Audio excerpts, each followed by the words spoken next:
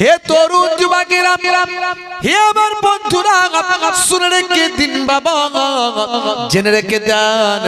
Company যখন কোনো product মার্কেটে যখন লঞ্চ করে, সঙ্গে সে একটা মডেল তৈরি করে দেয়। আগে এই মডেলটার মতো সব প্রোডাক্ট হবে, এই রকম সব আমার প্রোডাক্ট আসছে মার্কেটে। কোম্পানি প্রথম একটা মডেলের অ্যাড করে, দেখবেন কোনো যদি একটা গাড়ি, মনে করুন একটা 4 চাকা গাড়ি যখন মার্কেটে কোম্পানি নিয়ে আসবে, তার আগে ওই গাড়িটা আইপিএল খেলাতে অ্যাড করা হয়, বিভিন্ন জায়গায় হোর্ডিং করা হয়। আসলে ওই গাড়িটাকে মডেল করে কোম্পানি মানুষকে দেখিয়ে দেয় এই গাড়িটা এই রকম ফ্যাসিলিটি, এই মোবাইলটা এরকম ফ্যাসিলিটি। হে তরুণ যুবকেরা, হে আমার মুরব্বিয়ানেরা, শুনে রেখে দিন বাবা, জেনে রেখে দেন। কোম্পানি কোন প্রোডাক্ট যখন মার্কেটে নিয়ে আসে, একটা আগে মডেল তৈরি করে দেয়, সেই মডেলটাকে মানুষকে দেখিয়ে দেয় আমার প্রোডাক্টটা এরকম হওয়া চাই। হে তরুণ যুবকেরা, আমার আল্লাহ হযরতে আদম নবীর জামানায় মানুষ নামক প্রোডাক্ট দেবেন, হযরতে আদম নবীকে তাদের মডেল বানিয়ে দিলেন। হে মানুষেরা, আদম নবী যা বলে সেটা শোনো, তার মতো জীবন যাপন করো। হযরতে ইব্রাহিম নবীর জামানাতে আমার আল্লাহ মানুষ নামক প্রোডাক্ট পাঠালেন, সঙ্গে ইব্রাহিম নবীকে মডেল করে পাঠিয়ে দিলেন। ঈসা রুহুল্লাহর জামানাতে আমার আল্লাহ মানুষ পাঠালেন, হযরতে ঈসা রুহুল্লাহকে সেই জামানার মডেল বানিয়ে দিলেন। হে তরুণ যুবকেরা, হে আমার বন্ধুরা, শুনে রেখে দিন বাবা, জেনে রেখে দেন। হে মুসলমান, একটুখানি লক্ষ্য করুন, হযরতে মুসা কালিমুল্লাহকে আমার আল্লাহ সেই জামানার মডেল বানালেন, হযরতে ইব্রাহিম খলিলুল্লাহকে সেই জামানার মডেল বানালেন, হযরতে দাউদ নবীকে সেই জামানার মডেল বানালেন, হযরতে সুলাইমান নবীকে সেই জামানার মডেল বানালেন। আর আখেরি জামানার পয়গম্বরের জামানাতে আমার আল্লাহ কোটি কোটি মানুষ পাঠালেন, আর আখেরি জামানার পয়গম্বরের এই মানুষ নামক প্রোডাক্টটিকে আমার আল্লাহ একটা মডেল দেখিয়ে দিলেন। সেই মডেলটা হলো আপনার আমার নবী রাহমাতুল লিল আলামিন। হে তরুণ যুবকেরা, হে আমার বন্ধুরা, শুনে রেখে দিন বাবা, জেনে রেখে দেন। তাহলে সেই নবীর আমল, সেই নবীর দেখানো রাস্তা আমল করতে হবে আমার আল্লাহ তাই কোরআন মাজিদের মধ্যে জানিয়ে দেন। হে দুনিয়ার মানুষ, শুনে রেখে দাও, হে দুনিয়ার মানুষ, জেনে রেখে দাও, আমি তোমাদের কাছে একটা মডেল পাঠিয়েছি। সেই মডেলটা হলো আখেরি জামানার পয়গম্বর। শুনে রাখো আমি আল্লাহ কি বলছি, শুনে রাখো। আল্লাহর ভাষায় আল্লাহ জানিয়ে দিলেন, হে দুনিয়ার মানুষ লক্ষ্য করো, আমি আল্লাহ বলছি, লাকাদ কানা লাকুম ফি রাসূলিল্লাহি উসওয়াতুন হাসানা। হে দুনিয়ার মানুষ, তোমাদের জন্য তোমাদের নবীর মধ্যে আছে উত্তম আদর্শ। জোরে হবে না, জোরে হবে না বন্ধুরা আমার, তরুণ যুবকেরা আমার, বিশ্ব নবীর আদর্শ আমার আল্লাহ বলছেন তোমাদের জন্য নবীর আদর্শ মানতে হবে, নবীর দেখানো পথ মানতে হবে। দয়ার নবীকে তোমাদের কাছে মডেল বানিয়েছি, আমার আল্লাহ জীবন্ত কোরআন করেছেন আমার নবীকে। হে তরুণ যুবকেরা, হে আমার বন্ধুরা, শুনে রেখে দিন বাবা, জেনে রেখে দিন বাবা। হে মুসলমান, একটুখানি লক্ষ্য করুন আমার নবীর আখলাকটা কেমন ছিল, কেমন আমার আল্লাহ তাকে মডেল বানিয়েছিলেন।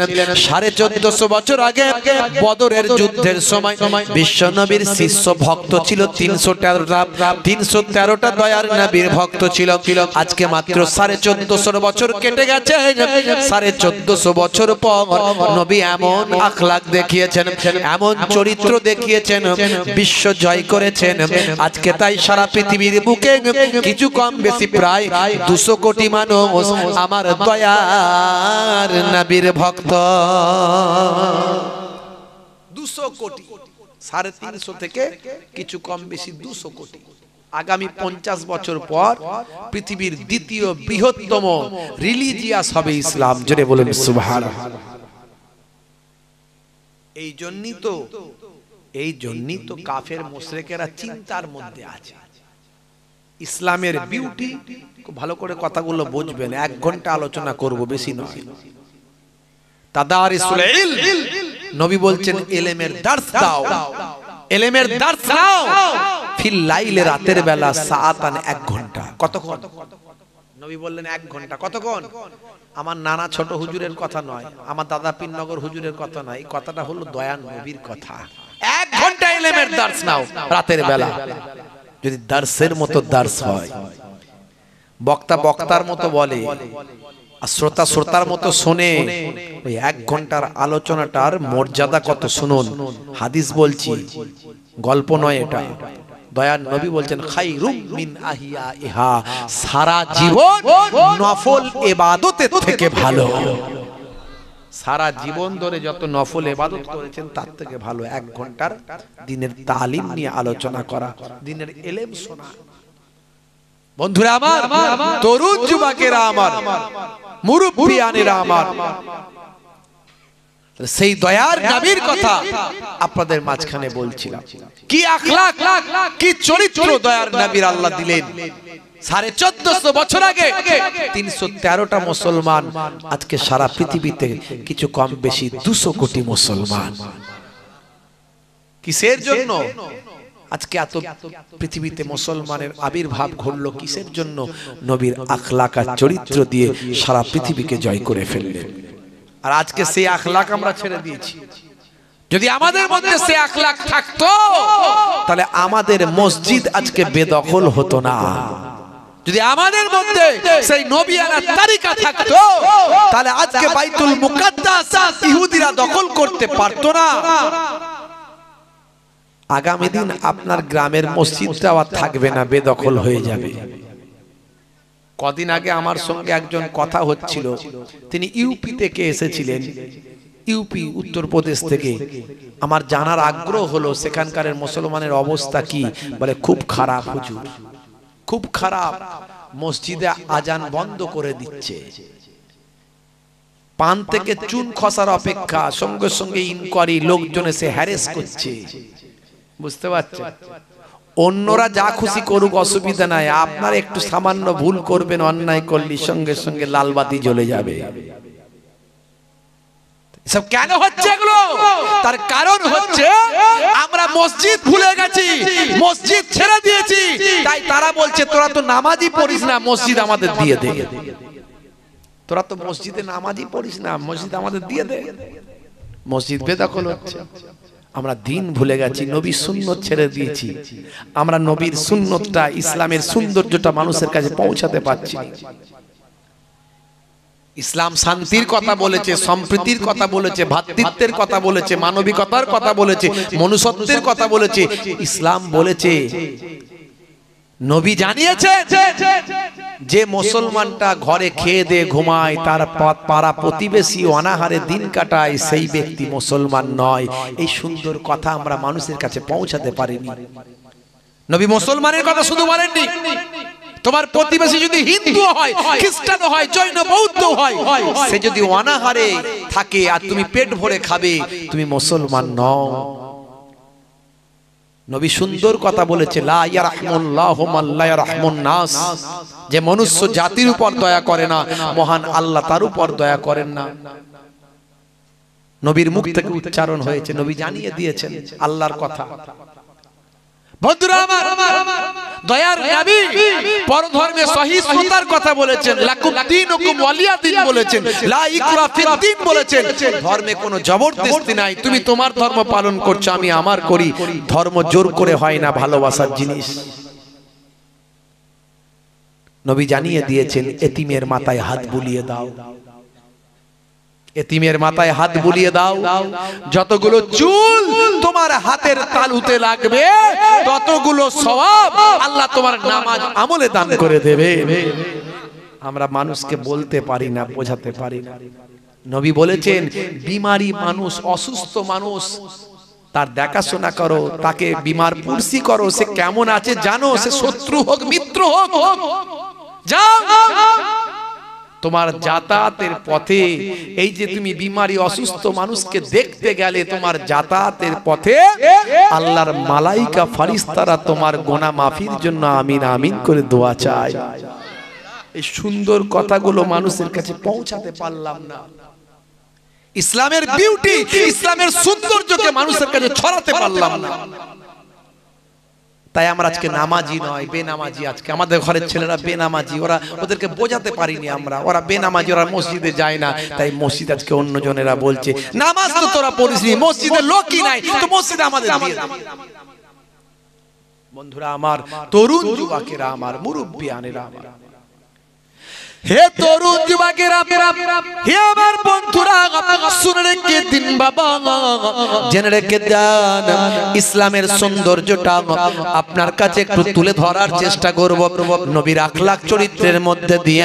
হে তরুণ যুবকেরা, একটুখানি শুনুন, দয়ার নবী আপনাকে আমাকে কি শিক্ষা দিলেন আর আমরা কিভাবে জীবন যাপন করছি। ভাইরা আমার, তরুণ যুবকেরা, বন্ধুরা আমার, আল্লাহর নবী কি আখলাক দেখালেন বাবা। ভাইরা আমার, নবী আখলাক চরিত্রটা একটু বোঝার চেষ্টা করুন।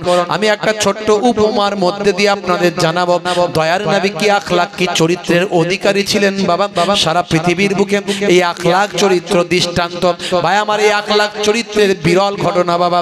হে তরুণ যুবকেরা, আল্লাহর নবী ছোট্ট বয়স থেকে মক্কার মানুষেরা দয়ার নবীকে কিন্তু তারা ভালোবাসতো, কারণ দয়ার নবী কখনো মিথ্যা কথা বলেন না, কারণ মাল হরণ করেন না, কাউকে কটু কথা বলে হৃদয়ে প্রাণে ব্যথা দেন না। তার চরিত্র হলো উজ্জ্বল, তার চরিত্র হলো সবচেয়ে ভালো, তার মিষ্টি ব্যবহার, মুখের সদা উজ্জ্বল হাসি, সবাই মুগ্ধ হয়েছিল। কোন যুগ বাবা? এই যুগটা হলো আইয়ামে জাহেলিয়াতের যুগ, যে সময় একজন পুরুষ অসংখ্য নারীতে আসক্ত ছিল, একজন নারী অসংখ্য পুরুষে আসক্ত ছিল।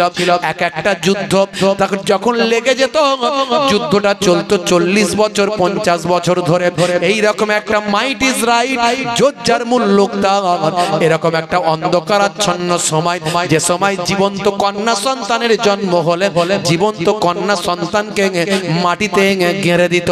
এই রকম একটা কঠিন পরিস্থিতির মধ্যে মক্কার মানুষেরা আমার নবী পাককে পৃথিবীর সেরা মানুষ, মক্কার সেরা মানুষ বলে ভূষিত করেছিল।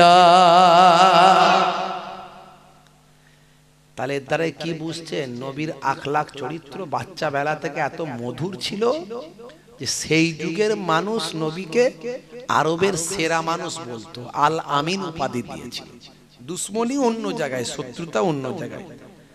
তারা 360টা খোদা মানতো, আল্লাহর নবী বললেন একটা খোদা। গন্ডগোলটা এখানে। কিন্তু ওভারঅল তারা ভালোবাসতো আমার নবীকে।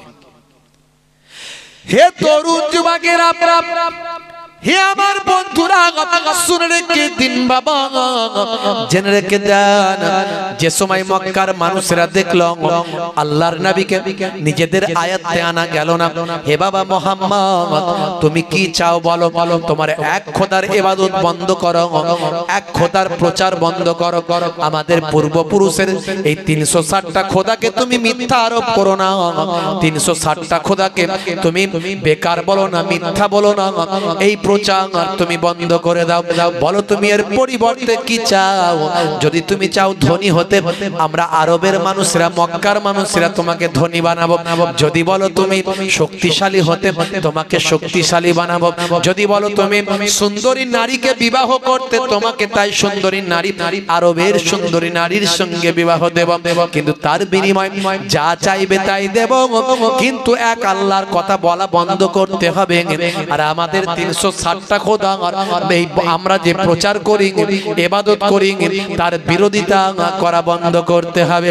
হে তরুণ যুবকেরা, আল্লাহর নবী বলেছিলেন, হে মক্কার কুরাইশরা, হে আমার চাচা জানেন, যদি আমার এক হাতে চাঁদ আর এক হাতে যদি সূর্যকে এনে দেওয়া হয়, তারপরেও আমাকে যে দায়িত্ব দেওয়া হয়েছে, আমার আল্লাহ আল্লাহর ওয়াহাদানিয়াতের কথা বলতে বলেছেন আর আমাকে পয়গম্বর বলে মনোনীত করেছেন, এই প্রচার আমি কখনোই বন্ধ করতে পারবো না। দুশ্মনী স্টার্ট। আরবের সেরা সেরা মস্তান গুলো সব এক কাছে হল। আবু জাহিল, আবু লাহাব, এরা সব সেরা সেরা মস্তান, বুঝতে পারছেন? এক কাছে হয়ে দারুন নাদুয়া, একটা মিটিং করার ঘর, সেখানে এক কাছে হয়ে বললে, এক কাজ করো, অনেক হয়েছে, আর নয়, আর নয়। এই মোহাম্মদ আমাদের যে আত্মীয় ভাতিজা, এ নবী পায়গম্বর বলে দাবি করছে, যা যা করছে সব মানুষ মুগ্ধ হয়ে যাচ্ছে। এত অনেক কিছু বলা হয়েছে, আর নয়, একে এবার হত্যা করতে হবে। বলল দেখো, এ কিন্তু কুরাইশ ঘরের সন্তান, পপুলারিটি অনেক, মানুষ ভালোবাসে, একটা রেপুটেশন আছে। এই মানুষটাকে হত্যা করতে গেলে তার সঙ্গে গন্ডগোল শুরু হবে। আগে ভালো করে মিটিং করো, সব নেতারা সবাই রাজি কিনা। সবাই বললো আমরা রাজি। বলে তাহলে কিভাবে হত্যা করা যাবে? বললো প্রত্যেক দল থেকে, এখন যেমন দল আছে, হ্যাঁ, তখনও দল ছিল, প্রত্যেক দল মানে গোত্র যেটা বলে, প্রত্যেক গোত্র থেকে কিছু কিছু মস্তান গোছের ছেলেদেরকে রেডি করো, দিয়ে মুহাম্মদ সাল্লাল্লাহু আলাইহি ওয়াসাল্লামের ঘরটা ঘিরে ফেলো, ঘিরে ফেলে তাকে ঘর থেকে বের করে হত্যা করো। বুঝতে পারছেন বন্ধুরা আমার?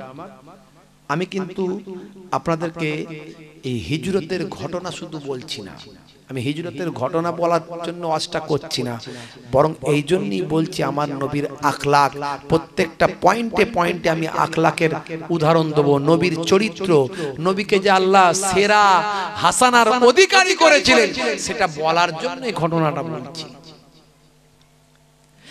হে তরুণ যুবকেরা, হে আমার বন্ধুরা, শুনে রেখে দিন বাবা, জেনে রেখে দেন। হে মুসলমান, একটুখানি লক্ষ্য করুন বাবা, একটুখানি খেয়াল করুন বাবা। আল্লাহর নবী, আল্লাহর রাসূলের ঘরটা জালেমেরা ঘিরে ফেলেছে বাবা। রাতের অন্ধকারে নবী আমার হুজরার ভিতরে আছেন। আরবের নিয়ম হলো, কোন মানুষকে তারা গোপনে হত্যা করে না। কোন মানুষকে যদি মারতে হয়, হত্যা করতে হয়, সামনা সামনে তারা লড়াই করে, তারা প্রমাণ করার চেষ্টা করে আমরা হলাম বীরের জাতি।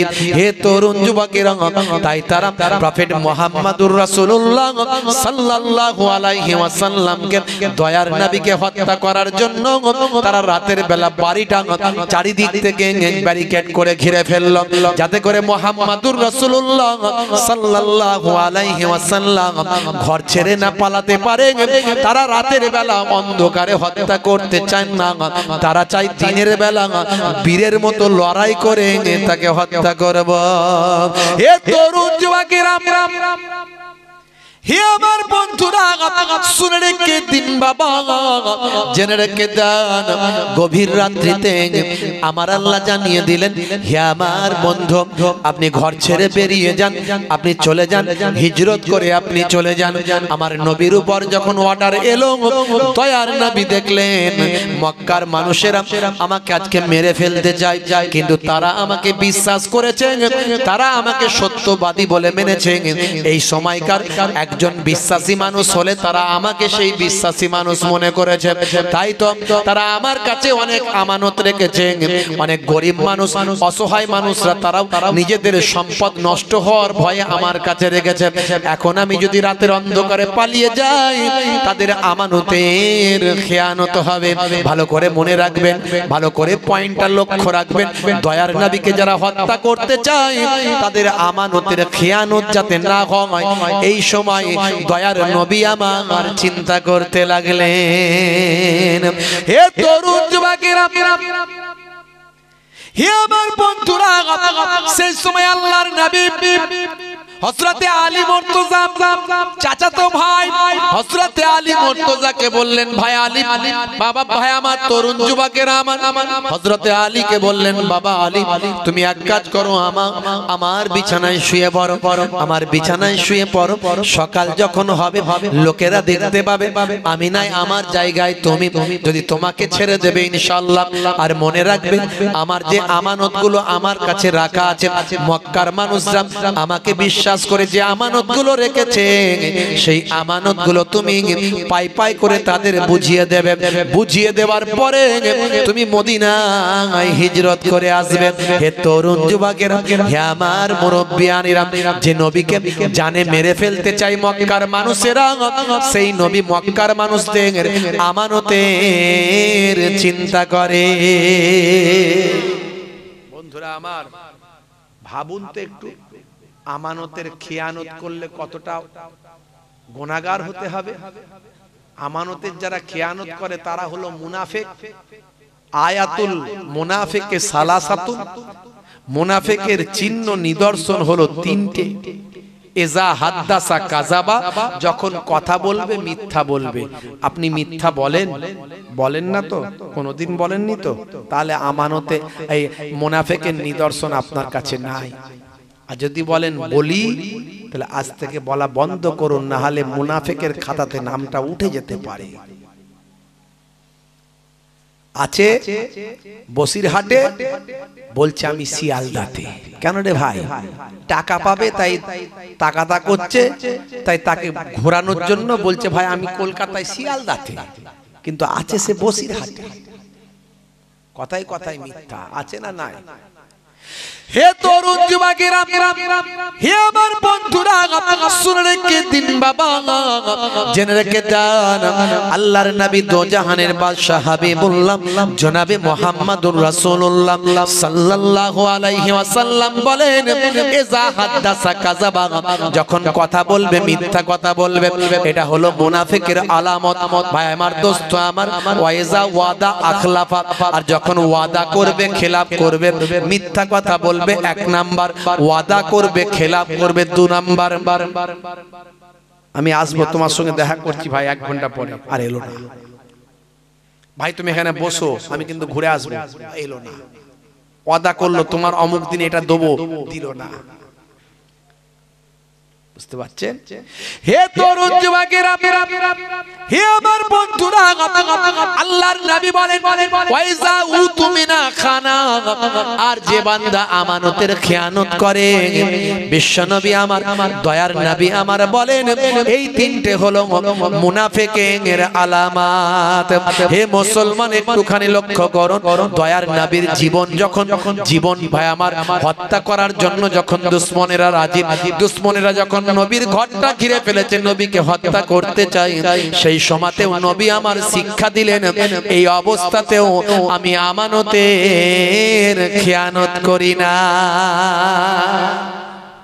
ভাবুন তো, কল্পনা করুন, মুসলমান একটু চিন্তা করুন, আমরা নবী নবী করি, নবীর আখলাক কোথায় আমাদের মধ্যে? হে তরুণ যুবকেরা, একটু ছোট্ট করে আপনাদের মাঝখানে বলবো, লম্বা চওড়া বেশি নয়। দয়ার নবী আমার মক্কা শরীফ থেকে হিজরত করে যখন মদিনা শরীফের দিকে যখন চলে যাবেন, আপনাদের জানা আছে হযরতে আবু বকর সিদ্দিক রাদিয়াল্লাহু তাআলা আনহুকে সঙ্গে নিয়ে গারে সুরের মধ্যে 3 দিন 3 রাত ছিলেন। আমি মাস 2 আগে আল্লাহ আমাকে নিয়ে গিয়েছিলেন, আমি গারে সুরে গিয়েছিলাম। গারে সুরে যাবার পরে আমার এই ঘটনাগুলো সব মনে পড়লাম। আহারে, এই গুহায়, এই সেই গুহা যেই গুহাতে আমার নবী 3 দিন 3 রাত আত্মগোপন করেছিলেন। জালেমরা খুঁজতে খুঁজতে গুহার সামনে এসেছিল। আমার আল্লাহর কুদরতি ক্ষমতা, গুহার মুখেতে মাকড়সা জাল বুনেছিল। কবুতর আল্লাহর নির্দেশে ডিম পেড়ে দিয়েছিল, যাতে করে দুশমনেরা চিনতে না পারে এই গুহার মধ্যে কেউ আছে। হে তরুণ যুবকেরা, হযরতে আবু বকর সিদ্দিক রাদিয়াল্লাহু তাআলা আনহু সেই সময় দয়ার নবীকে চিন্তিত হয়ে বলেছিলেন, ইয়া রাসূলুল্লাহ, হাবিবাল্লাহ, দুশমনেরা গুহার সামনে এসে হাজির। আমার নবীর চেহারাতে কোনো আতঙ্কের ছাপ ছিল না। সেই সময় আমার নবী বলেছিলেন, বাবা আবু বকর, চিন্তা করো না, আমরা দুজন আছি, এটা তুমি বলো না, বরং লা তাখাফ ওয়া লা তাহজান, ভয় পেও না, চিন্তা করো না, ইন্নাল্লাহা মা'না, নিশ্চয় আমার আল্লাহ আমাদের সাথে আছে। এই সেই গুহা, গারে সুরে উঠলাম, গেলাম, দেখলাম, 2 রাকাত নামাজ পড়লাম। গারে হেরাই গেলাম, সেখানে গিয়ে 2 রাকাত নামাজ পড়লাম।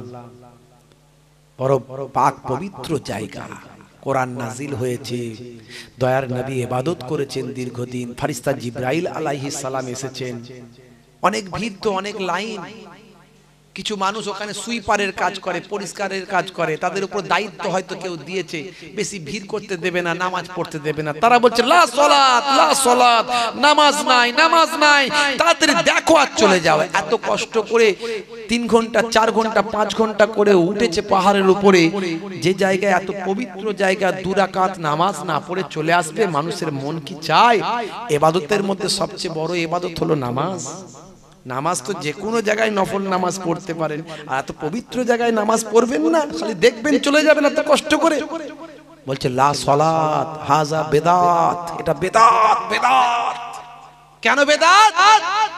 বলছে নবী যখন এখানে ছিলেন তখন তো নবী মেরাজে যাননি, মেরাজে তো নবী পরে গেছেন, আর মেরাজ থেকেই তো নামাজ এনেছেন। তাহলে নবী যখন এখানে ছিলেন তখন তো নামাজ পড়েননি, তাহলে এখানে তুমি নামাজ পড়ছো মানে বেদাতই করছো, বেদাত করছো। কি বিপদ, কি বুদ্ধি, কি দলিল দিচ্ছে!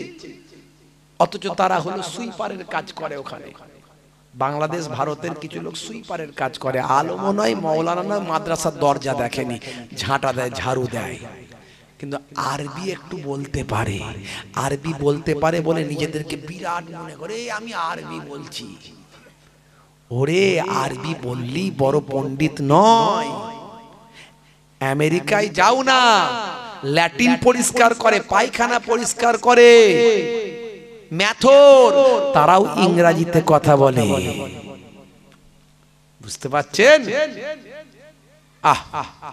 বড় পবিত্র জায়গা, বলছে নামাজ নয়, নামাজ পড়তে হবে না, মানুষকে একটা ইবাদত থেকে মাহরুম করে দিচ্ছে, একটা আফজাল ইবাদত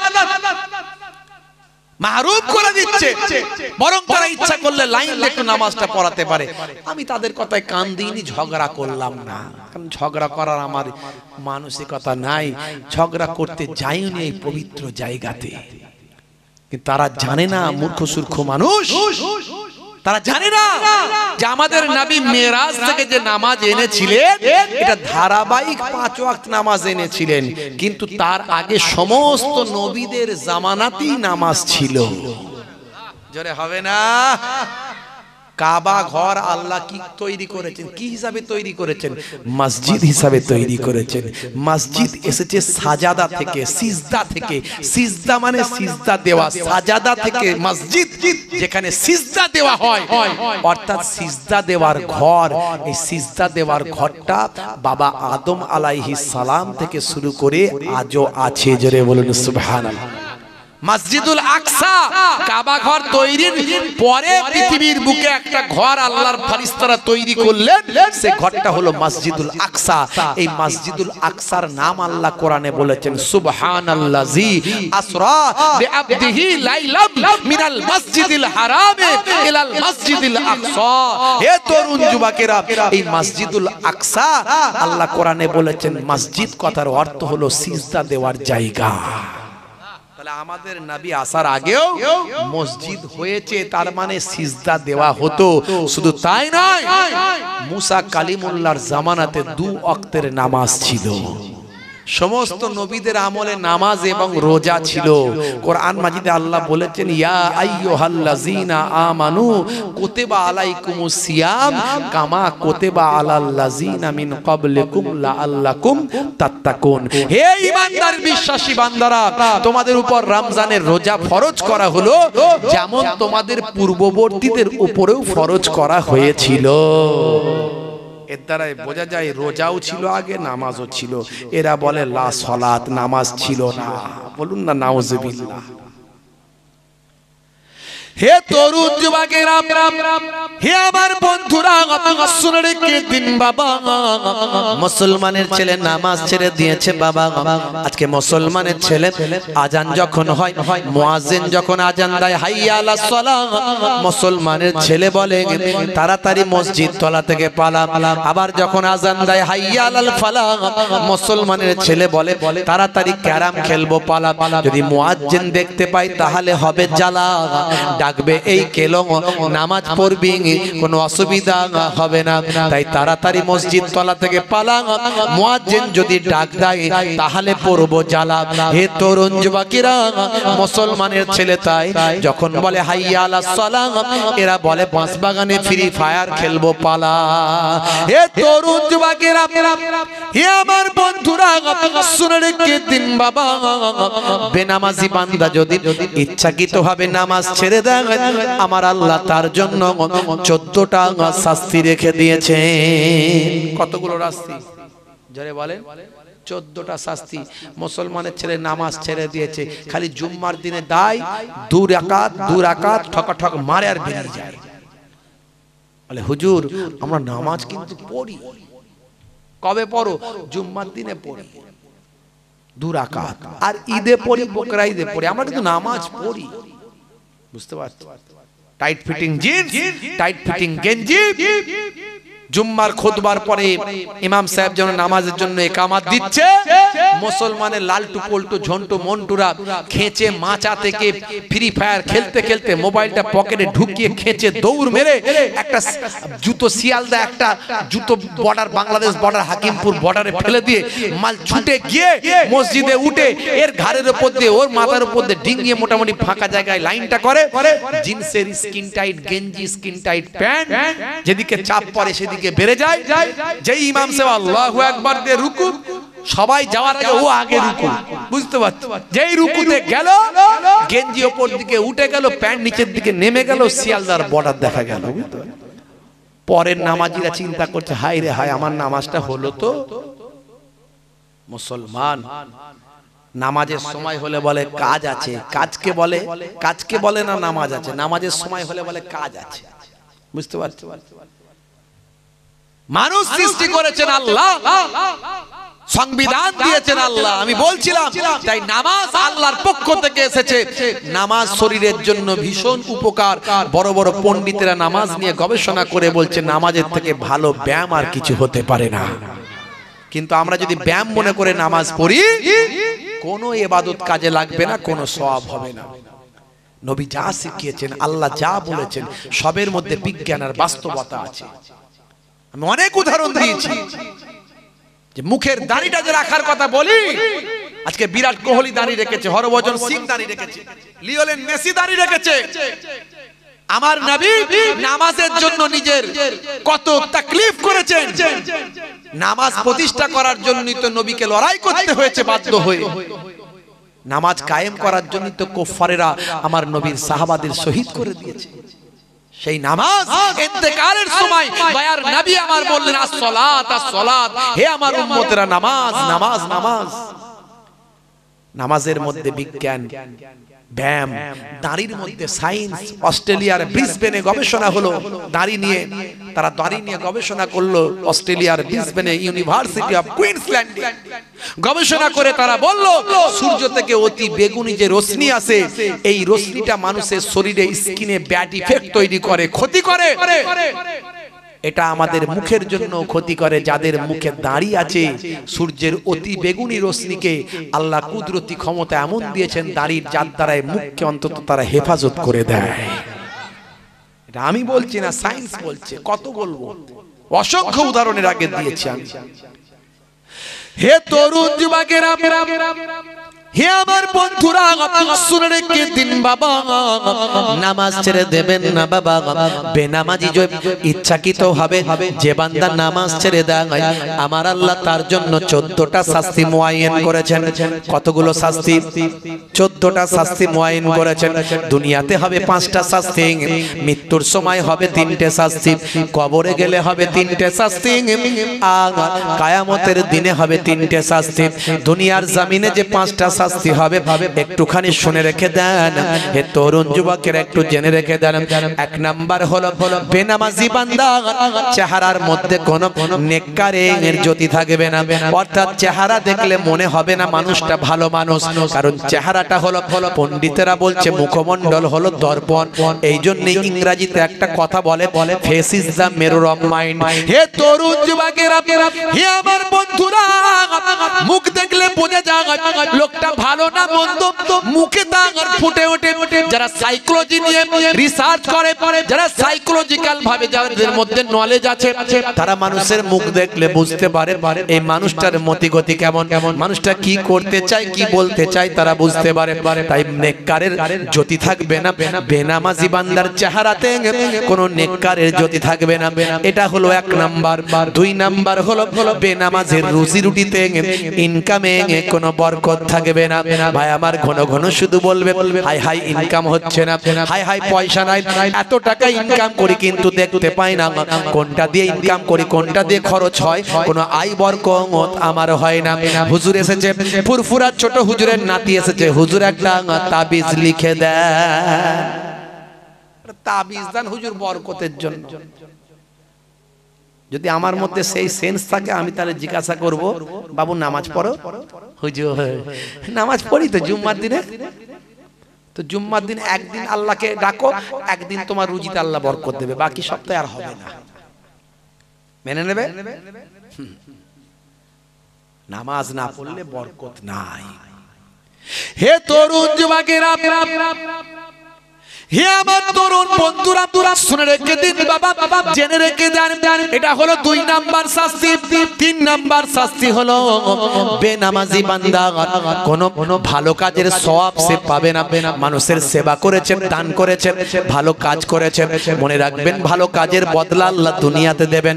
লোকে তাকে সম্মান করবে, লোকে তাকে ইজ্জত করবে, দাতা বলবে, উঁচু চেয়ার দেবে, কিন্তু তার জন্য যে সওয়াব পাওয়া যায় এই সওয়াবটা বেনামাজি বান্দা নামাজ না পড়ার কারণে ভালো কাজের সওয়াব পাবে না। এটা হলো 3 নাম্বার। আর 4 নাম্বার হলো বেনামাজি বান্দা যখন নিজের জন্য কোনো দোয়া চাইবে সেই দোয়া আল্লাহ কবুল করবেন না। হে তরুণ যুবকেরা, এটা হলো 4 নাম্বার। আর 5 নাম্বার শাস্তি দুনিয়াতে যেটা হবে সেটা হলো বেনামাজি বান্দার জন্য কোনো ভালো মানুষকে যদি বলে হুজুর আমার জন্য দোয়া চান, সেই মানুষটা যদি তার জন্য দোয়াও চায়, এরকম নেক মানুষের দোয়া বেনামাজির জন্য আমার আল্লাহ কবুল করবেন না। 5টা। কষ্ট হচ্ছে আপনাদের? জোরে বলেন কষ্ট হচ্ছে? আমার কথা খারাপ লাগছে না তো? ভাবছি আমার নানাজান ছোট হুজুর পীর কেবলা রহমাতুল্লাহ আলাইহি বলতেন, বাবা কি দিয়ে বোঝাবো, ঝোড়ার কোদাল দিয়ে বোঝাও বাবা, কি দিয়ে বোঝাও বলো। কত কষ্ট তারা করেছেন তখনকারের যুগে। এখন তো আমরা বড় গাড়ি নিয়ে ইজ্জতের সঙ্গে ঘুরে বেড়াই, বুঝতে পারছেন? তখন তারা কত কষ্ট করে বাগান সাজিয়েছেন। আমরা পানি দিতে পাচ্ছি না। আহলে সুন্নাহ ওয়াল জামাতের আলেম বলে দাবি করি, ফুরফুরা শরীফের ভক্ত মুরিদ ভালোবাসার মানুষ, নাতি পোতা পীরজাদা পীর সাহেব বলে দাবি করি, আর স্টেজে বসে বসে এর খারাপ, ও খারাপ, সে খারাপ, গালমন্দ, অকথ্য ভাষা, বাজে কথা বলি, সমাজটাকে ধ্বংস করে দিচ্ছি। রাগ করবেন না বাপ, বড় দুঃখের সঙ্গে কথাগুলো বলি। হে তরুণ যুবকেরা, বেনামাজি বান্দা যখন মারা যাবে সেই সময় 3টে শাস্তি।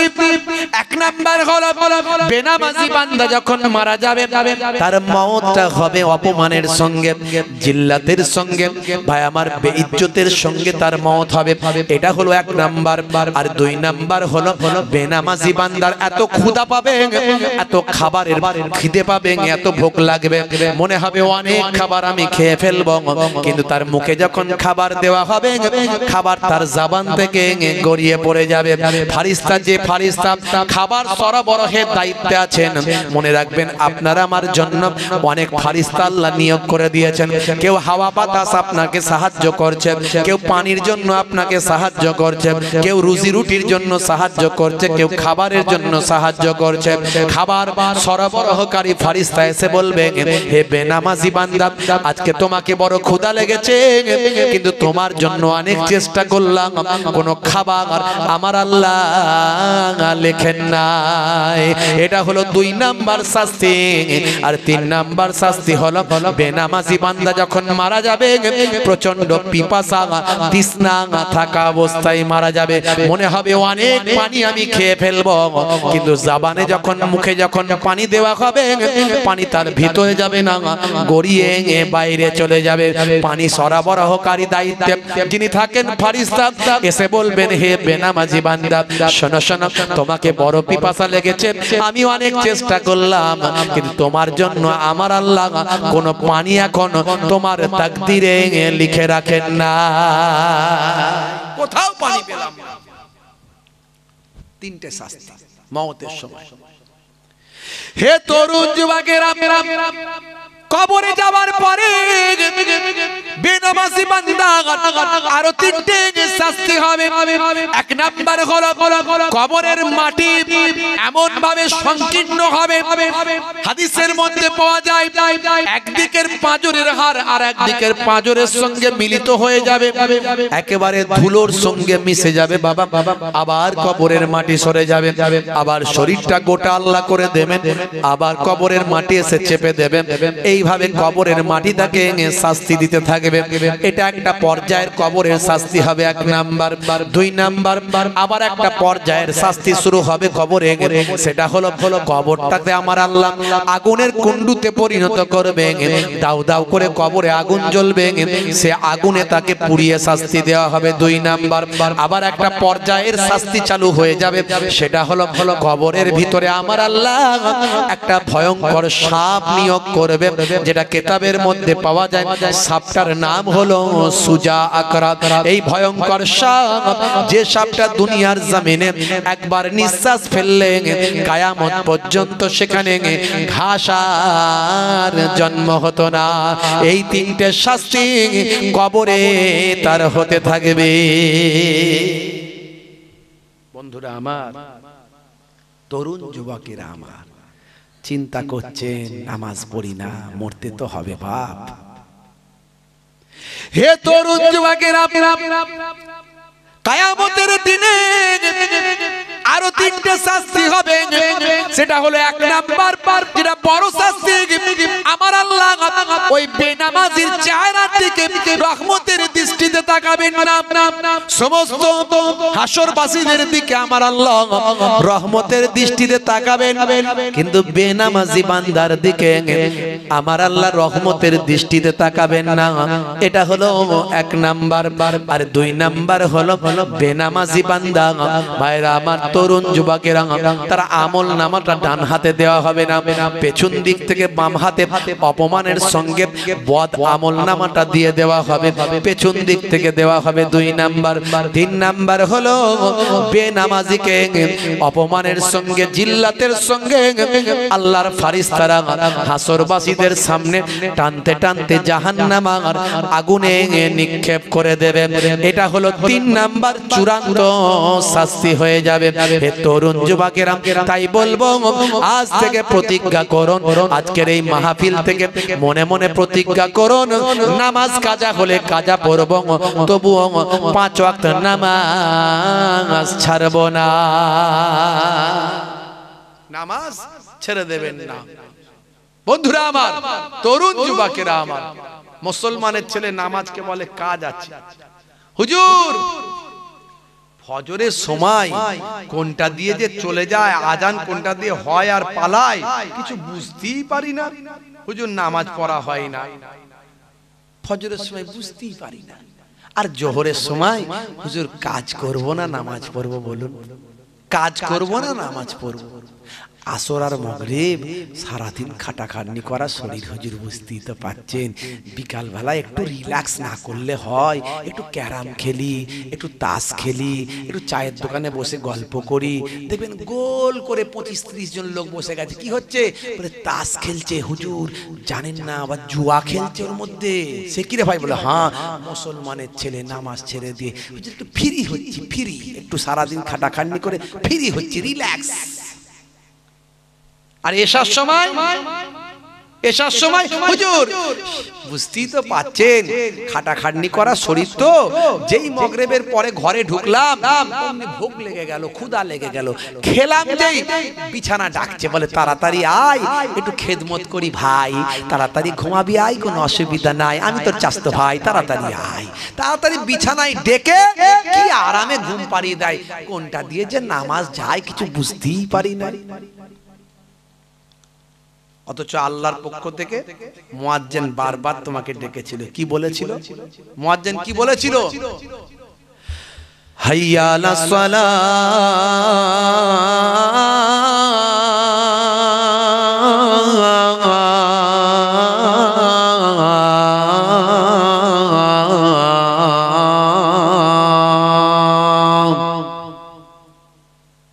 মুয়াজ্জিন বলেছিল এসো নামাজের দিকে এসো, এসো নামাজের দিকে এসো। মুয়াজ্জিন নিজের বাপের কথা বলেনি, এটা আল্লাহর কথা বলেছিল। বলছে এই নামাজের দিকে এসো, নামাজের দিকে এসো। আল্লাহ বললেন মুয়াজ্জিন আরো বলে দাও, কারণ মানুষ তো বিরাট বুদ্ধি, লাভ ছাড়া কিছু বোঝে না, ক্ষতি যেখানে আছে সেখানে যায় না। কি ক্ষতি যেখানে আছে সেখানে যায় না, খালি হিরিকে একটু মানুষ হিরিক যেখানে সেখানে থাকে, আর ওখান থেকে ক্ষতিটা হয় ওদের, কিন্তু ওরা লাভ খুব ভালো চেনে। তাই মুয়াজ্জিন কে আল্লাহ বলে দিচ্ছেন বলো নামাজে যদি আসে কি লাভ হবে সেটা বলে দাও। মুয়াজ্জিন তাই আবার বলছে হাইয়া আলাল ফালাহ,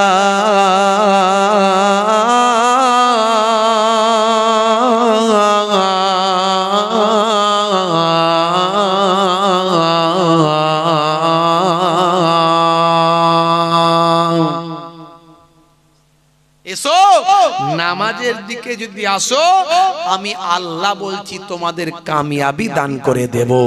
এসো কামিয়াবের দিকে এসো, নামাজের দিকে এসো, এসো কামিয়াবির দিকে এসো। আজান যখন দেয় মুসলমানের ছেলে চিন্তা করে এই আজান দিচ্ছে রে, সাউন্ডটা কমা, সাউন্ডটা কমা।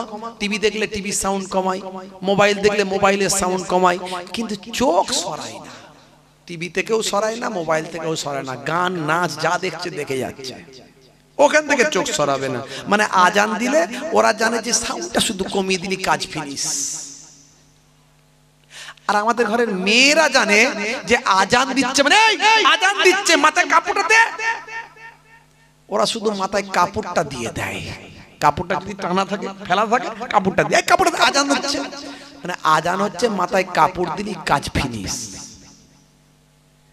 মুসলিম শরীফের হাদিসের মধ্যে এসেছে যদি আজানের জবাব আপনি দেন, মুয়াজ্জিন যা বলবে আপনি তাই বলবেন, মুয়াজ্জিন যা বলবে আপনি তাই বলবেন। খালি দুটো জায়গায় আলাদা, যখন বলবে হাইয়া আলাস সালাহ হাইয়া আলাল ফালাহ তখন আপনি বলবেন লা হাওলা ওয়ালা কুওয়াতা ইল্লা বিল্লাহ। মুসলিম শরীফের হাদিস, এই দুই জায়গায় শুধু আপনি এই কথাটা বলবেন, বাকি মুয়াজ্জিন যা বলবে আপনি মনে মনে বলবেন। যে আজানের এইভাবে উত্তর জবাব দেবে রাসূল বলেন ফা দাখালাল জান্নাহ, আমার আল্লাহ তাকে জান্নাত নসিব করে দেবে। জোরে হবে না? মুসলমানের ছেলে নামাজের সময় হলে বলে কাজ আছে, তাই আমি একটু কলম চালিয়েছি। নামাজের ওয়াক্তটা হবে যখনই মসজিদে চলে যাও তুমি তখনই, নামাজের ওয়াক্তটা হবে যখনই মসজিদে চলে যাও তুমি তখনই। ছাড়ো এবার ছাড়ো ছাড়ো এবার ছাড়ো এবার ছাড়ো এই কাজ তোমারই, ছাড়ো এবার ছাড়ো ছাড়ো এবার ছাড়ো এবার ছাড়ো এই কাজ তোমারই। নামাজের ওয়াক্তটা হবে যখনই মসজিদে চলে যাও তুমি তখনই। জোরে হবে না? জোরে হবে না? তোমার বাঁচা আর তোমার মরা লেখেন মোর প্রভু আমারি। নামাজের ওয়াক্তটা হবে যখনই মসজিদে চলে যাও তুমি তখনই। বলুন ইনশাআল্লাহ, বলুন ইনশাআল্লাহ। ফজরের সময় ঘুমিয়ে থাকি, জোহরে কি দেব কাজে ফাঁকি। ফজরের সময় ঘুমিয়ে থাকি, জোহরে কি দেব কাজে ফাঁকি। রাখো এসব রাখো রাখো এসব রাখো এসব রাখো কথা তোমারি, রাখো এসব রাখো রাখো এসব রাখো এসব রাখো কথা তোমারি। আসর আর মাগরিব হেলা করি, দোকানার আড্ডায় সময়টা দিই। আসর আর মাগরিব হেলা করি, দোকানার আড্ডায় সময়টা দিই। মরলে তোমাকে যেতে হবে মাটির নিচে, ঘর তোমারি। নামাজের ওয়াক্তটা হবে যখনই, মসজিদে চলে যাও তুমি তখনই। জোরে হবে না? আর জোরে হবে না? এসার সময় ঘুমিয়ে পড়ি, শরীরটা ক্লান্ত মেলিয়ে দিন। এসার সময় ঘুমিয়ে পড়ি, শরীরটা ক্লান্ত মেলিয়ে দিন। না না এসব বলো না, এসব বলো না, এসব বলো না বান্দা তুমি। না না এসব বলো না, এসব বলো না, এসব বলো না বান্দা তুমি। রুটি রুজি দিচ্ছে যিনি, জীবন মরণের মালিক তিনি। জোরে হবে না? রুটি রুজির মালিককে, জীবন মরণের মালিককে। জোরে বলেন। কারবারটা করেছেন খদ্দেরের মনে মোহাব্বত দিয়ে দোকান পর্যন্ত পৌঁছে দেওয়ার মালিককে। চাষ করেছেন অনাবৃষ্টি অতিবৃষ্টি ভাই আমার শিলাবৃষ্টি, বড় বড় হাইব্রিড পোকা থেকে চাষকে রক্ষা করে ফসল দেওয়ার মালিককে। জোরে বলেন কে? তাহলে রুজি রুটি যিনি দিচ্ছেন সেই আল্লাহর ইবাদত আপনার জন্য করা ফরজ। আল্লাহ বলছেন বান্দা তোদের ইবাদতের জন্য পাঠিয়েছি, নবী আনা তরিকায় ইবাদত কর। নামাজও পড়বি, কাজও করবি। এই কাজ করবি যখন নবী আনা তরিকায় কর। নবী বলেছেন যেভাবে সেভাবে কর, দেখবি নামাজ পড়বিও সওয়াব পাবি, কাজ করবি তাতেও সওয়াব পাবি। আমরা মুসলমান, আমরা এমন একটা জাতি আল্লাহ আমাদের করেছেন, আমরা ঘর ঝাড়ু দিলেও সওয়াব পাই, স্ত্রীর সঙ্গে প্রেমালাপ করলে মহাব্বত করলেও সওয়াব পায়। মায়ের চেহারার দিকে নেক নজরে, আহারে এটা আমার মা। নবী বলেছেন মায়ের চেহারার দিকে তাকালে নফল কবুল করা হজে সওয়াব পাওয়া যায়। এই যে নবী বলেছেন বলে আমি দেখছি আমার মায়ের চেহারার দিকে, বাপের চেহারার দিকে, বাপ মায়ের চেহারার দিকে তাকাবেন, কবুল করা নফল হজের সওয়াব আল্লাহ দেবেন। আমরা এমন একটা জাতি, খেলেও সব খেলেও সব, একসঙ্গে খাওয়া হলো সুন্নত, খাবেন সওয়াব পাবেন, খাওয়া হবে পেট ভরবে সওয়াবও আছে। আমার আল্লাহ এমন নিয়ামত করেছেন মুসলমানদের, কিন্তু আমরা জানি না, বুঝি না। চেটে পুচে খাওয়া সুন্নত, চেটে পুচে খাবেন সুন্নতের সওয়াব পাবেন। চেটে পুচে খাবেন, পরিমিত খাবার, অল্প খাবার, নষ্ট করবেন না খাবার, সুন্নতের সওয়াব পাবেন। আর সারা দুনিয়ার মানুষ বলবে সত্যি এরা খাদ্যের অপচয় করছে না, লোকের কাছেও ভালো, আল্লাহর কাছেও ভালো। আর চেটে পুচে খেলে বিজ্ঞান বলছে, সায়েন্স বলছে, মুখ থেকে এক ধরনের লালা নিঃসৃত হয়, যে লালাটা আপনার হজমের উপকার হয়, আপনার জন্যও ভালো। তাহলে নবীর কথা শুনলে চারিদিক থেকে ভালো, আল্লাহর কথা শুনলে চারিদিক থেকে ভালো, তারপরেও আমরা শুনি না। কথা ঠিক না? রাগ করবেন না বাপ, কি আখলাক নবী শিখিয়েছেন, কি চরিত্র শিখিয়েছেন, সেই নবীর আখলাক ভুলে গেলে চলবে না। হে তরুণ যুবকেরা, হে আমার বন্ধুরা, শুনে রেখে দিন বাবা, জেনে রেখে দেন আল্লাহর নবী কি আখলাক দেখালেন। তাহলে যখন নবী দয়ার নবীর ঘরটাকে যখন ঘিরে ফেলা হলো, আল্লাহর নবী হযরতে ওমর, হযরতে আলী মুর্তজা কারামাল্লাহ ওয়াজহুর কাছে বললেন, বাবা আলী, তুমি আমার বিছানায় শুয়ে পড়ো, কারণ অনেক মানুষের আমানত আমার কাছে আছে, সকালবেলা তাদের আমানতগুলো ফেরত দেবে, দিয়ে তুমি মদিনায় চলে আসবে। আল্লাহর নবীকে যারা হত্যা করতে চায়, দয়ার নবীকে যারা মেরে ফেলতে চায়, দয়ার নবী তাদের আমানতের খেয়ানত যেন না হয় সেদিকে লক্ষ্য রাখেন ভাই।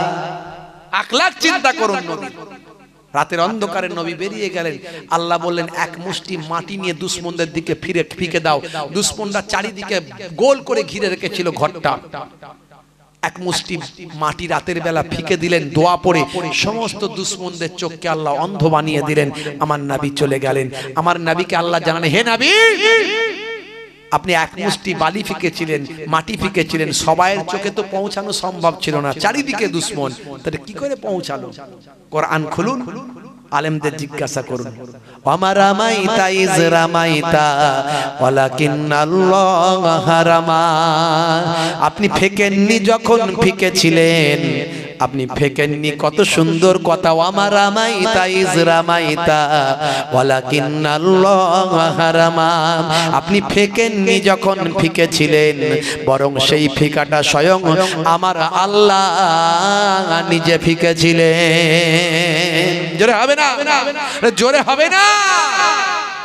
হযরতে আবু বকর সিদ্দিককে নিয়ে চলে গেলেন। যাবার সময় কাবা ঘরের সামনে নবী কাঁদছেন, এই কাবা, তোমার কাছে থাকার বড্ড ইচ্ছা ছিল, কিন্তু তোমার দেশের মানুষ থাকতে দিল না। আল্লাহ বললেন, হে আমার বন্ধু, কাঁদবেন না, আমি আপনাকে আপনার দেশ আবার ফিরিয়ে দেব ইনশাআল্লাহ। আপনাকে আপনার দেশ আবার ফিরিয়ে দেব। হে তরুণ যুবকেরা, খুবই সংক্ষেপ করে বলি, দয়ার নবীর আখলাক, দয়ার নবীর চরিত্রটা বাস্তবায়িত করুন। সেই নবী কি আল্লাহ সম্মান দিয়েছেন, যে নবীর নামটা আল্লাহর আরশের তলায় তলায় লেখা, যে নবীর নামটা আজানের সুরে সুরে আঁকা, যে নবীর নামটা কোরআনের পাতায় পাতায় স্বর্ণাক্ষরে লেখা, যে নবীর নামটা আল্লাহর কোরআনে লেখা, যে নবীর নামে তাসবিহ পড়ে, ভাই আমার দোস্ত আমার, যে নবীর নামটাকে স্মরণ করে হযরতে আদম নবী আল্লাহর দরবারে পেল ক্ষমা। যে নবীর নাম কি মধুর আল্লাহ বানিয়েছেন, মোহাম্মদ না হোতা কুছ ভি না হোতা। মোহাম্মদ সাল্লাল্লাহু আলাইহি ওয়াসাল্লাম আমার আল্লাহ কি দরজা দিয়েছেন, নবীকে এত ভালোবাসেন সাহাবারা, নবীকে পশু পাখিরা ভালোবাসেন।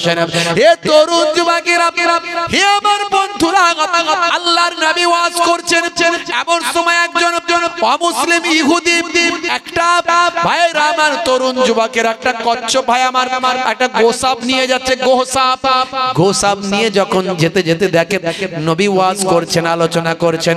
হে তরুণ যুবকেরা, হে আমার বন্ধুরা, গোসাপটা কাঁধে করে নিয়ে যাচ্ছিল, দাঁড়িয়ে গেল। সেই সময় বলল, বাবা মোহাম্মদ, বাবা মোহাম্মদ, তুমি তো বিরাট বড় জাদুকর আমি বলে শুনেছি, কিন্তু আমি এখন দেখলাম তোমার ভক্তরা তোমাকে কত মানে, কিন্তু আমি তোমাকে মানতে পারবো না। যদি আমার গোসাপটা তোমাকে মেনে না, তাহলে আমি তোমাকে নবী বলে মেনে নেব। আল্লাহর নবী বললেন, হে গোসাপ, তুমি কি আমাকে চেনো না? বলার সঙ্গে সঙ্গে গোসাপের জবানটা খুলে গেল। আল্লাহর কুদরতি ক্ষমতা, গোসাপ বলতে লাগলো, আশহাদু আন্না মুহাম্মাদান আবদুহু ওয়া রাসূলুহু। জোরে হবে না? বন্ধুরা আমার, তরুণ যুবকেরা আমার, দয়ার নবী রাস্তা দিয়ে যায়, এক টুকরো মেঘ ছায়া করে করে যায়, দয়ার নবী রাস্তা দিয়ে চলে যায়, জমিনের নোংরা গুলো সব মাটির তলায় ফেটে ঢুকে যায়। আল্লাহর নবী আগুনের ইশারা করে দেয়, ডোবা সূর্যটা আবার আসরের জায়গায় পৌঁছে যায়। আল্লাহর নবী চাঁদের দিকে আগুলটা ইশারা করে দেয়, চাঁদটা আল্লাহর কুদরতি ক্ষমতা দুটুকরো হয়ে সরে যায়। সেই নবী যখন ঘামটা পেয়ালায় পাত্রে দিয়ে দেয়, সেই পাত্রে ঘামটা তখন মুশকে আম্বারের খুশবু হয়ে যায়। কি ক্ষমতা, কি দরজা, কি মর্তবা আমার নবীকে আল্লাহ দিলেন, সমস্ত নবীদের ইমাম বানিয়ে দিলেন। অথচ সেই নবীকে এক ধরনের আহলে খবিস আছে, তারা বলে নবী আমাদের মতো মানুষ। বলুন না নাউজুবিল্লাহ। নবী মরে গেছে শেষ, জোরে বলুন নাউজুবিল্লাহ। শুধু তাই নয়, এরা এতটা বিয়াদবি করছে, করতে করতে এরা হযরতে ওমর ফারুককে বলে বেদাতি, হযরতে ওসমান জিন্নুরাইনকে বলছে বেদাতি, ওলি আউলিয়াদের বলছে তারা সব মুশরিক হয়ে গেছে। খাজা গরিব নওয়াজের বিরুদ্ধে বলে, বাইজিদ বোস্তামি রাহমাতুল্লাহ আলাইহি বলছে বড় মুশরিক। বলুন নাউজুবিল্লাহ। এরা হলো আহলে খবিস, একটা দল। এইদিকে ডান দিক মাদিক জায়গা আছে, চলে আসেন, একটু বসেন, দু চার কথা আলোচনা। মানুষকে টানা হিজড়া করে লাভ নেই, কেন ঠেলাঠেলি করছো? জায়গা তো এদিকে আছে, যার বসার ইচ্ছে এদিকে বসবে, মানুষকে ঠেলাঠেলি করে লাভ নাই। একবার দরুদ শরীফ আল্লাহুম্মা সাল্লি আলা।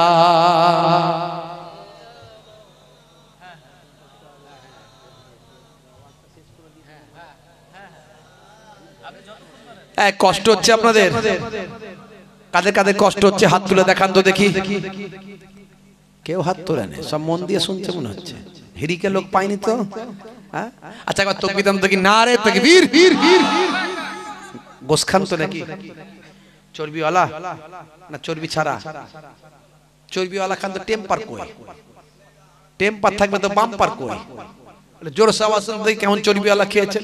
গোশ খাবেন, জোশ দেখাবেন, মাঝখানে হোঁশটা ঠিক রাখবেন। জোরে সোরে তাকবীর। নারে তাকবীর। জোরে হবে না, পেছন দিকে সবাই তাকবীর দেয় না। ইসলামের গাড়ি কতই উঠবে? 100-এ। কথা ঠিক না ভুল? ইসলামের গাড়ি 100-এ উঠবে। ইসলাম কার ধর্ম? আল্লাহর মনোনীত ধর্ম। ইন্নাদ দীনা ইনদাল্লাহিল ইসলাম, আল্লাহ নিজে কোরআনে বলেছেন। তো সেই ইসলামের গাড়ি 100-এ উঠবে। নারে তাকবীর। আল কোরআনের আলো, আল হাদিসের আলো, শরিয়তের আলো, টিভি সিডির আলো ফসকে বলেছে, ঝোঁকে ঝোঁকে। ভাইরা আমার, টিভি সিডির আলো ঘরে জ্বলছে, জ্বলছে না জ্বলে না? বাপ রে বাপ। বন্ধুরা আমার, খুব সংক্ষেপে ছোট্ট করে, হাতে সময় কম, একেবারে শেষ ফিনিশিং। আল্লাহর নবী মক্কা ছেড়ে মদিনায় গেলেন, 8 বছর থাকলেন। ক বছর? 8 বছর থাকলেন। আমার আল্লাহ বললেন, হে আমার বন্ধু, সময় এসে গেছে, এখন তোমার ভক্ত সবাই, লক্ষ লক্ষ তোমার সাহাবী, তোমার ভক্ত, আমার বন্ধু, এই ভক্তদের নিয়ে যাও, তুমি তোমার মাতৃভূমি আবার জয় করে নাও। জোরে বলুন সুবহানাল্লাহ। জোরে হবে না? আল্লাহর নবী মাতৃভূমি জয় করার জন্য এগিয়ে গেলেন। বন্ধুরা আমার, তরুণ যুবকেরা আমার, সেদিন ইসলামের ঝান্ডাটা দিলেন হযরতে ওমর ফারুকের হাতে। কত কষ্ট করেছেন নবী আমার, দান দান মোবারক শহীদ হয়েছে নবীর এই নামাজকে প্রতিষ্ঠা করার জন্য। সাহাবারা শহীদ হয়েছেন দিন প্রতিষ্ঠা করার জন্য। আর আজকে আমরা বেনামাজি হয়ে গেছি, রাসূলের সুন্নাত আমাদের মধ্যে নাই। বুকে একটু ব্যথা লাগে না আমাদের? আল্লাহ তোমার কাছে বলিবারে বার, করোনা আমার উপর করো গো আবার। আল্লাহ তোমার কাছে বলিবারে বার, করোনা আমার উপর করো গো আবার। অষ্টম হিজরি দিনটা এলে, 10ই রমজান সকাল মিলে, অষ্টম হিজরি দিনটা এলে, 10ই রমজান সকলে মিলে, রাসূল আমার রওনা দিলেন মক্কায়। মক্কার পথে সাহাবা নিয়ে 10,000 সাহাবী সঙ্গে তার, 10,000 সাহাবী সঙ্গে তার। মক্কার জালিম কাঁপে থর থর। জোরে হবে না? আল্লাহর নবী সাহাবাদের নিয়ে গেলেন। বুঝতে পারছেন? এমন সময় নবী বলে দিলেন যে কারোর উপর আঘাত নাই, কাউকে কষ্ট দেয়া নাই, যদি কেউ বাধা দিতে আসে প্রতিরোধ করবে। জালেমদের সর্দার ইকরামা এসেছিল, আল্লাহর নবী খালিদ বিন ওয়ালিদকে পাঠিয়েছিলেন। কোন খালিদ বিন ওয়ালিদ? যে খালিদ বিন ওয়ালিদ হলেন ইসলামী ইতিহাসের 1 নাম্বার সেনাপতি, যিনি জীবনে 50টা যুদ্ধ করেছিলেন, একটা যুদ্ধতেও কখনো পরাজিত হননি। জোরে হবে না? আজকে ন্যাটো, ন্যাটো নাম শুনেছেন? ন্যাটো আমেরিকা যুক্তরাষ্ট্রের নেতৃত্বে পৃথিবীর কতগুলো শক্তিশালী দেশের সৈন্যদের নিয়ে কম্বাইন্ড একটা সৈন্য তৈরি হয়েছে, যে সৈন্যটার নাম দেওয়া হয়েছে ন্যাটো সৈন্য। ন্যাটো, এই ন্যাটোর সিলেবাসে খালিদ বিন ওয়ালিদকে নিয়ে পড়ানো হয়। জোরে বলুন সুবহানাল্লাহ। সেই খালিদ বিন ওয়ালিদ বড় আফসোস করেছিলেন, আল্লাহ গো আমি তো শহীদ হতে চেয়েছিলাম, কিন্তু তুমি আমার শহীদি মওত দিলে না, তুমি আমাকে দোদকে এই বিছানায় মওত দিচ্ছ। বড় আফসোস করে কেঁদেছিলেন। ওনার স্ত্রী